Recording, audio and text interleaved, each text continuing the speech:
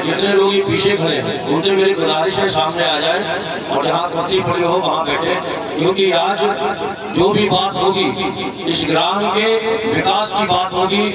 ऐसे सरकार की योजनाएं जो भारतीय जनता पार्टी की सरकार ने, कमल की सरकार ने, भाई नरेंद्र मोदी जी ने और भाई योगी जी ने जो देश की या प्रदेश की जनता के लिए चलाने का काम किया वो हम तक पहुंची है या नहीं, इसकी चर्चा इस कार्यक्रम में होने वाली है। तो मेरे साथियों, जितने भी लोग मेरी आवाज को सुन रहे हो या जितने भी लोग इधर उधर खड़े हैं, पंडाल के बाहर हैं, अगर वो चाहते हैं कि आपके इस भद्राला के अंदर विकास पहुंचे तो आपको आज के इस कार्यक्रम में सहभागिता करते हुए, शामिल होते हुए हम लोगों की बात को सुनना होगा।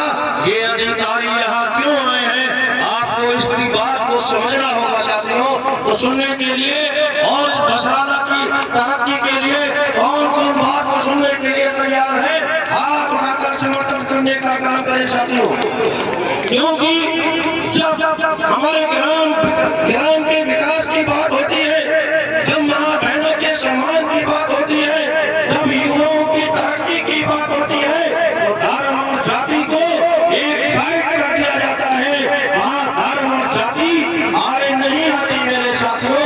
आज के इस कार्यक्रम की हमारे बीच में हमारी बहन, हमारे बड़े भाई की बेटी, आपके लोकप्रिय सांसद की बेटी गिरिजा कैशव जी हमारे बीच में मौजूद है। अरे मैं तो अपनी बात बहुत ही कम शब्दों में बताकर आपके बीच से रुखसत होना चाहूंगा, बाकी बात को आपको यहाँ रखना है। मैं तो पार्टी की 2-4 नीतियां बताऊंगा, सरकार क्या कर रही है इस देश की जनता के लिए, इस देश के मुसलमानों के लिए और इस देश के हिंदुओं के लिए।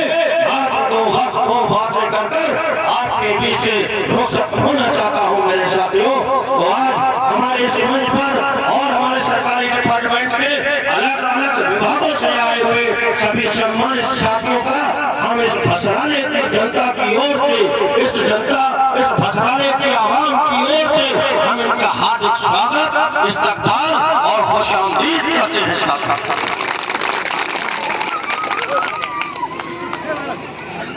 मेरे साथियों, आज का ये कार्यक्रम किसी भी पार्टी का नहीं है। ये सरकार के अधिकारीगण आपके बीच में उपस्थित हैं ये बताने के लिए कि भारतीय जनता पार्टी की सरकार ने जब 2014 के अंदर इस देश के नागरिक ने, देश की आवाम ने जब भाई नरेंद्र मोदी जी को देश का प्रधानमंत्री बनाया और इस देश में कमल खिलाकर, गरीब के चेहरे पर खुशहाली लाकर जन कल्याणकारी योजनाओं को इसी धरती की जमीन पर एक एक नागरिक के लिए चलाने का काम किया। क्यों ना करूं मैं भारतीय जनता पार्टी का, मैंने कांग्रेस का भी दौर देखा है। मेरे बुजुर्ग बैठे हैं, बड़ी तादाद में अल्पसंख्यक समाज, मुस्लिम समाज बैठा है यहाँ। हम जानते हैं इसी कांग्रेस ने हमारे समाज के ऊपर अत्याचार करने का काम किया और हमारे बच्चों को शिक्षा से वंचित कर दिया। जो मदरसे थे गांव-गांव के बंद कराने का अगर किसी ने काम किया था साथियों, तो यही कांग्रेस की सरकार थी, इन्हीं के प्रधानमंत्री थी। क्या ये मुझे अपने समाज के बीच में बताने की जरूरत है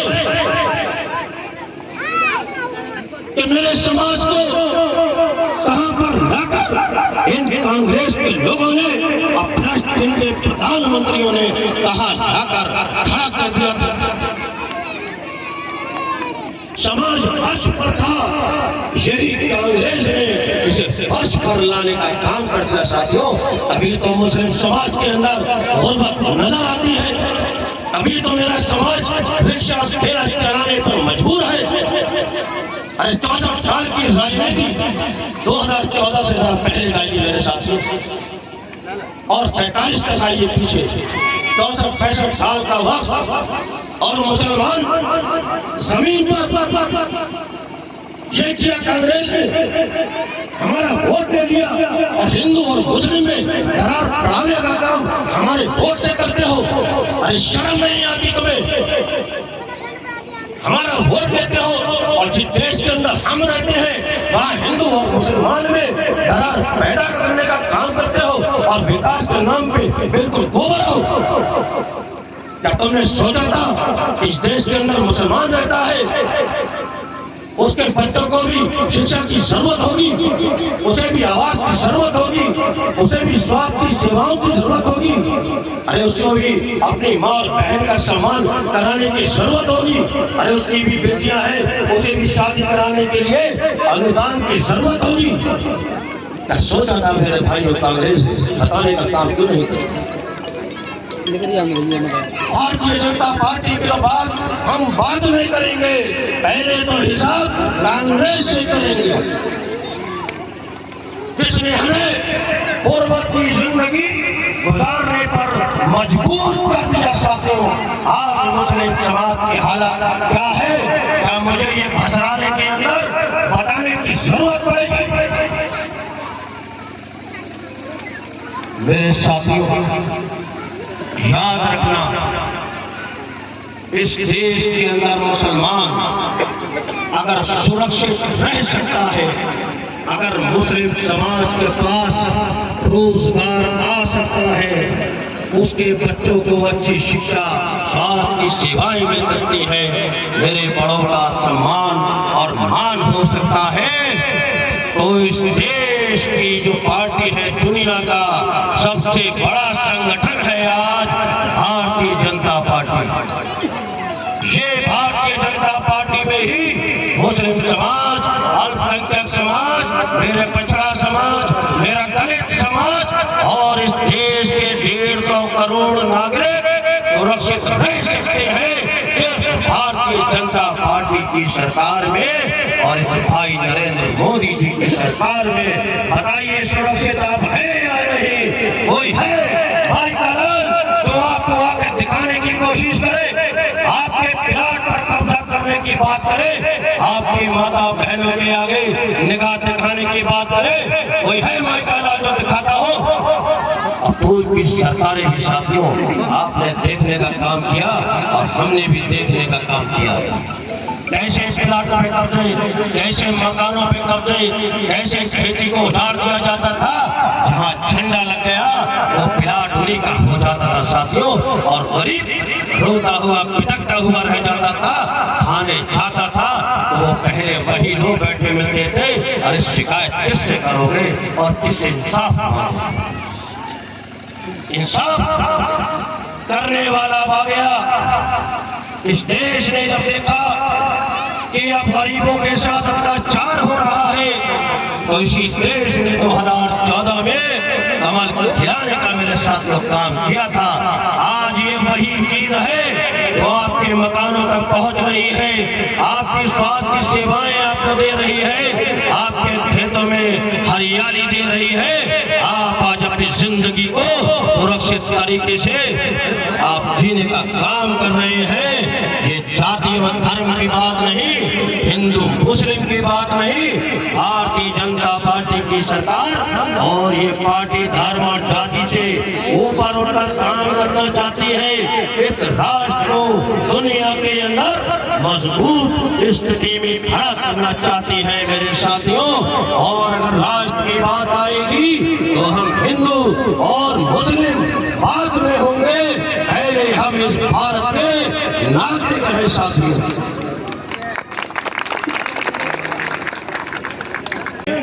जब माननीय प्रधानमंत्री ये देश के बनते हैं तो ये कहते हैं जात भ्रातृ की बात नहीं होगी, सबका साथ और सबके विकास पर हमारी सरकार चलेगी, इस देश को मजबूत करेगी, इस राष्ट्र को मजबूत करेगी और 150 करोड़ लोगों के साथ मिलकर अपने देश का झंडा दुनिया में बुलंद करेगी मेरे साथियों।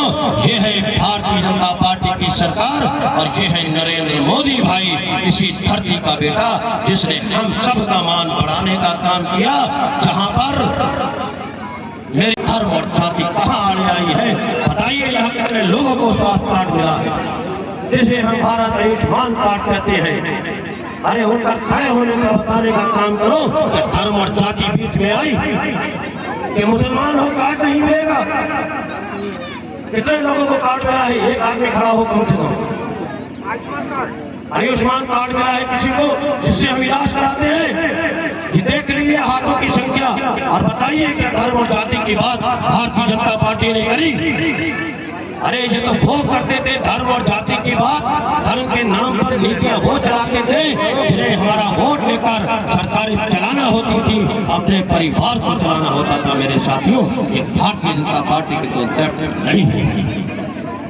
वोट मांगने के बाद नहीं करती भारतीय जनता पार्टी।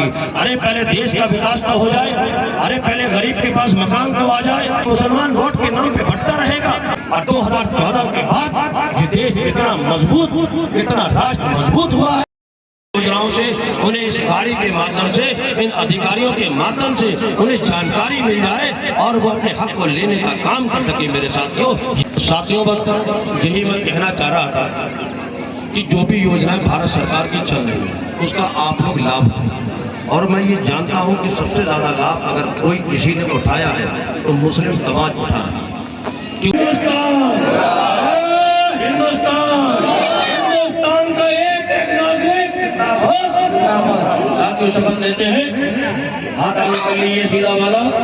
हम शपथ लेते हैं कि भारत को 2047 तक आत्मनिर्भर और विकसित राष्ट्र बनाने के सपने को साकार करेंगे। गुलामी की मानसिकता को जड़ पे उखाड़ फेंकेंगे। देश की समर्थ रजत पर गर्व करेंगे। भारत की एकता को सुदृढ़ करेंगे और देश की रक्षा करने वालों का सम्मान करेंगे और नागरिक होने का कर्तव्य निभाएंगे।